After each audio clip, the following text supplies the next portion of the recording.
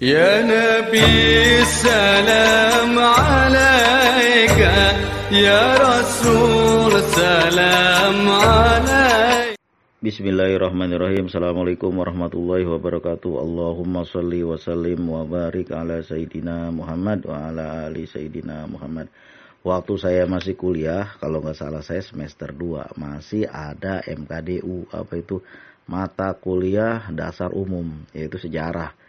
Waktu itu saya masih teringat jam ngantuk kuliah itu jam berapa? Jam 2, jam ngantuk-ngantuk. Jam ngantuk-ngantuk pada saat itu tuh kuliah, tapi alhamdulillah kita masih kumpul semuanya. Lalu pelajaran sejarah. Waktu kuliah itu Pak dosen itu bilang begini, nggak usah saya sebutkan nama beliau.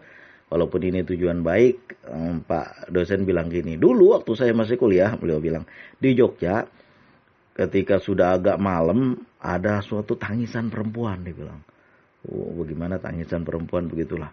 Tapi bukan kuntilanak, kan bukan Mbak Kunti. Ini tangisan perempuan. Kok ada seorang nangis, kata dia sama kawan-kawan. Siapa? Ayo kita tengok siapa. Dicari-cari di kamar ini. Waktu itu beliau kuliah di Jogja. Lalu diketok pintunya. Kenapa nangis? Dia bilangnya. Udah nggak ada makanan di rumah, udah di sini udah berapa hari ini. Habis itu dosen saya ketawa lah dia kan, kamu ini ada-ada aja. Lalu dia balik lah, habis ketawa dia balik sama kawan-kawannya. Ngapain dia kumpulin duit tuh sama kawan satu kamar tuh, lalu dikasih sama cewek itu, sama perempuan yang nangis itu, sama-sama anak kuliahan. Habis itu setelah itu udah nih beli makanan, dia bilang kan, kemudian besok-besok ada yang ngasih, ada kiriman dari orang tua. Kalau pulang, mereka kembali ke kamar. Tapi di kamar mereka semua ketawa. Dia bilang, ada aja cewek ini. Kenapa? Dulu waktu kita pada susah, inget gak kita? Waktu itu kiriman belum ada. Saya gak ada, kawan-kawan juga gak ada, kata beliau. Lalu kita ngapain? Kita kumpulin barang-barang celana li yang masih bagus-bagus. Kita angkut ke tukang loak. Yang penting ada duitnya. Jadi itulah usaha, namanya juga usaha. Orang kalau udah kepepet, bayangin saya pernah ngeliat orang mau jual blender yang udah rusak. Bayangin coba, saking nggak punya duitnya. Ada pernah saya dengar orang mau jual mesin yang kecil itu, mesin potong mesin potong pohon kayu yang ada geraji rantai. Zaman dulu kan belum ada suratnya, geraji rantai itu mau dijual karena sebenarnya mata pencarian dia tukang potong kayu, ada yang nyuruh potong. Cuma ya karena waktu itu butuh duit, terpaksa dijual. Namanya juga ada usahanya. Begitu juga kita, orang yang kesusahan, yang ya mungkin kalau masyarakat, orang-orang yang punya usaha tiap hari jualan di pasar, atau orang yang punya gaji tiap bulan, mending ini orang yang kerjanya hari ini makan, hari ini dapat uang, hari ini makan. Ada banyak yang begitu. Gak ada bulanan, mau kerja apa? Pabrik gak mau terima. Kemudian mau kerja mana? Yang gak punya keterampilan. Makanya saya selalu mengatakan, kita punya keterampilan. Apa kayak keterampilan kita? Menjadi tukang cukur boleh. Ada orang di sini yang kerja keterampilannya apa? Nangkep ikan pakai setruman, ikan sawah itu. Ungkut payak kalau di sini bahasanya. Ikan gabus, ikan lele liar, ikan betik, ikan betok, ikan kocolan, boncelan. Kalau orang Betawi kan ikan kecil, ikan sawah itu ikan gabus, masih kecil namanya kocolan, boncelan. Udah gede dikit namanya kocolan. Kemudian udah gede baru gabus ya, ikan itu juga. Itu kerjanya nyetrum ikan. Itu banyak dia dapat sehari. Kalau misalnya ada orang pengen makan ikan paya, atau biasanya dijual di warung-warung, di gede-gede. Warung-warung itu kan di sini ada namanya makanan engkut paya, ikan sawah. Nah, ikan sawah itu banyak pembelinya itu, orang pada beli, dijual di situ. Memang ada makanan khusus, dia nganterin ke warung itu, dicari pagi-pagi. Saya lihat orang berangkat kantor, dia pergi keluar lalu kemana bang itu? Bawa peralatan seperti itu. Saleh. Ya bang, kata saya kan, dia pergi kemana? Dia pergi, tetangganya bilang dia pergi nyari ikan kutpaya, nyari ikan. Lalu nanti udah sore dapat itu. Berapa penghasilan dia kak sebulan? Sehari. Sehari bisa ada 300. Saya bilang kalau dapat banyak bisa 200. Saya bilang ya kan. Kemana-mana dia nyari itu, dibilangnya kan. Itu ada usaha namanya, sekecil apapun usaha ada. Nah begitulah juga kita jadi apa, kayak ada tukang pangkas. Ada orang yang saya kenal, Tapi beliau nggak kenal dengan saya, karena saya bukan termasuk orang yang di kampung itu, bukan termasuk orang yang mau terkenal. Biar gua ngumpet aja, biar gua ngumpet aja. Paling-paling yang ke masjid, yang ke musola yang kenal. Jadi itu orang ini kan dia usahanya banyak. Ada pangkas rambut, ada jualan beras, saya tengok ada segala macam usaha. Istrinya juga polisi kalau nggak salah saya. Nah itu jadi banyak sekali usahanya. Kita juga begitu. Namanya usaha insya Allah menghantar, asal masih halal, berkah menghantarkan rezeki, insya Allah ada jalan untuk mencari nafkah. Karena kalau kita nggak diem aja nggak ngapa-ngapain. Usaha di rumah kagak. Kalau usaha ada orang yang usaha keluar kagak, tapi di dalam kamar aja kerjanya. Tapi duitnya banyak. Bukan jagain lilin. Ya saya begitu. Itu pun kalau itu kan cuma cerita bohong aja, jagain lilin itu. Mana ada itu. Orang yang online, jualan online, jadi konten kreator, duitnya banyak juga. Yang penting ada usahanya. Dia buat mereka berusaha, buat kita selain berusaha kita tambahkan dengan zikir. Ada baru-baru ini orang yang WA ke saya, Pak Ustadz apa amalan saya biar rezeki saya banyak? Pertama-tama pagi-pagi sembahyang tahajud, bangun sembahyang tahajud, lalu baca sholawat Fatih. Sholawat Fatih udah banyak sekali cerita saya, kisah orang-orang lain tentang keberkahan sholawat Fatih. Bukan aja sekedar kisah dongeng, ini kenyataan. Udah diamalkan oleh mereka. Sholawat Fatih dibaca 100 kali tiap pagi, tiap hari. Jangan pernah absen. Kemudian hari Minggu baca juga. Kalau di sini waktu zaman konflik hari Minggu libur. Hari Minggu baca juga, hari Sabtu baca juga, hari Jumat baca juga, semua baca. Nah setelah itu, setelah tahajud baca itu, atau habis subuh, atau sebelum subuh, atau sebelum sholat duha, baca itu. Baca, yang penting pagi-pagi bacanya. Setelah itu, amalkan sholat duha, 4 rakaat, 8 rakaat, 6 rakaat, 12 rakaat, yang paling banyak. Kemudian, siapa yang mengamalkan sholat duha, wahai Bani Adam, kerjakan 4 rakaat untukku di pagi hari, aku akan menyempurnakan rezekimu di awal hari, di akhir hari. Nah itu, kerjakan itu sholat duha. Lalu habis maghrib membaca surat Waqiah sampai Isya.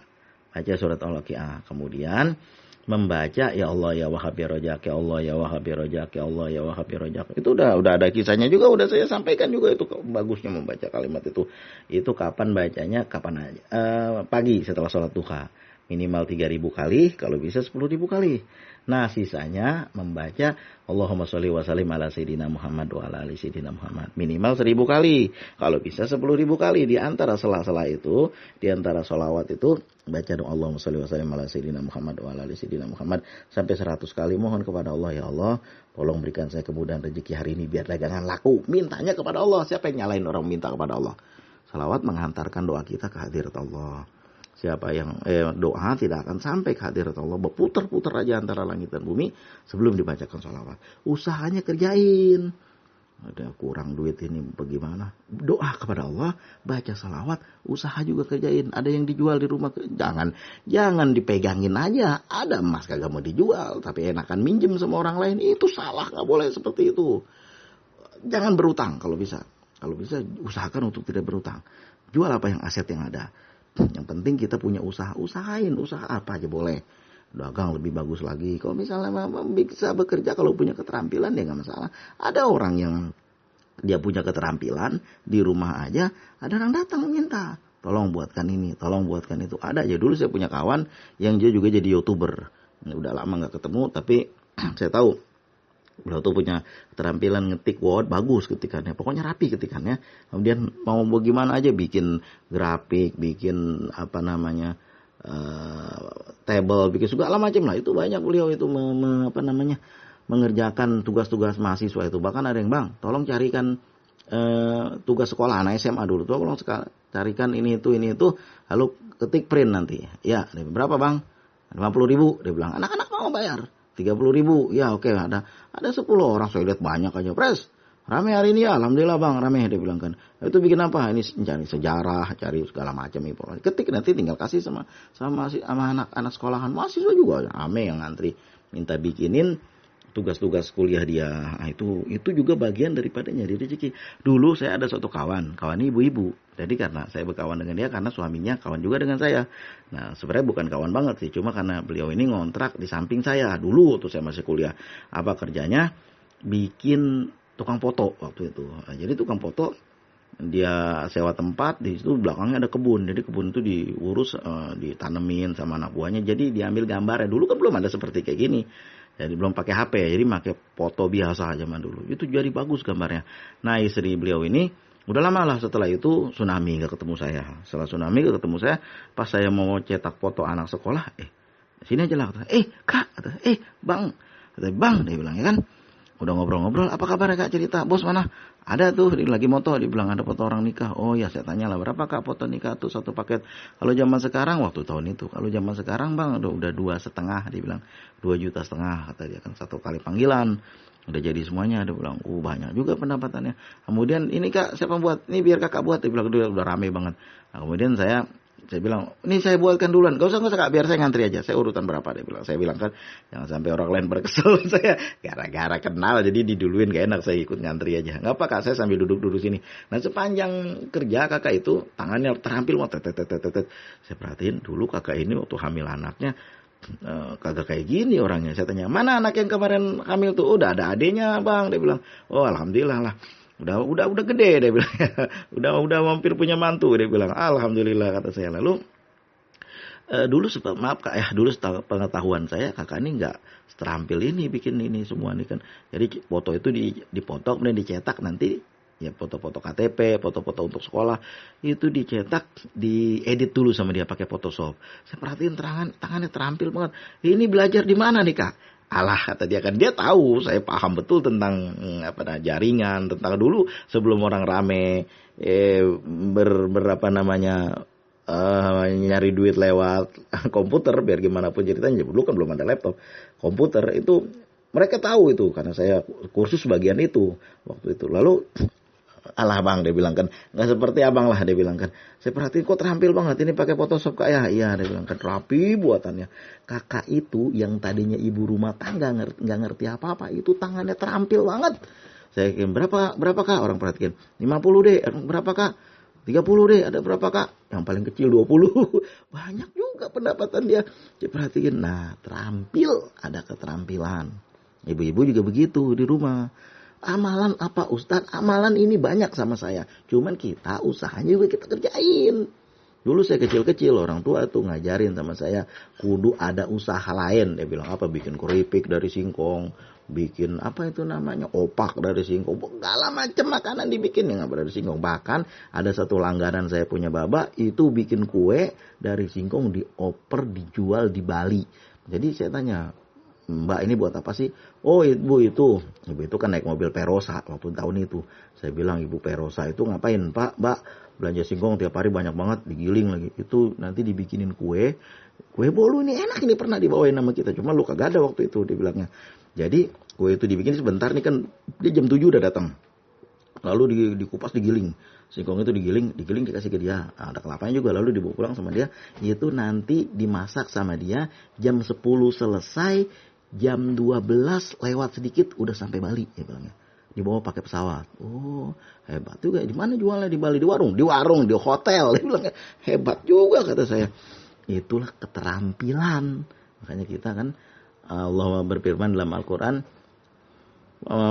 apabila telah tunaikan sholat Jumat, pantasiru fil ardi, maka bertebaranlah di muka bumi ini kita. Yang nyari-nyari, yang dagang-dagang, yang usaha-usahaan, layan, semua usaha. Jangan berpangku tangan. Yang penting usahanya ada. Bayangin coba dari yang kecil tadi. Anak mahasiswa nangis lapar, apa yang dikumpulin sama dosen saya, celana dia jual. Saking usahanya kudu ada. Ya mungkin nutupin makan hari itu dulu. Yang lain nanti kita atur. Kita usahakan yang penting selama kita mau berusaha, umur masih ada, rezeki masih ada. Usikum wa nafsi bitaqwallah. Jangan lupa amalkan apa yang sudah saya sampaikan. Dan juga usaha, selain membaca selawat, usahakan. Dan nomor 1, sholat 5 waktu, tepat waktu. Di awal waktu. Nah gitu ajan bersiap untuk sholat. Sebelum ajan udah bersiap untuk sholat. Itu dulu. Insya Allah kalau sholat kita perbaiki, hidup kita akan diperbaiki oleh Allah. Sholat di awal waktu. Usikum wa nafsi bitaqwallah. Terima kasih atas segala perhatian. Mohon maaf atas segala kekurangan. Allahumma shalli wa sallim wa barik wa azim ala habibina wa syafiina wa qurratu ayunina sayyidina Muhammad wa ala ali sayyidina Muhammad. Alhamdulillahirabbil alamin. Assalamualaikum warahmatullahi wabarakatuh.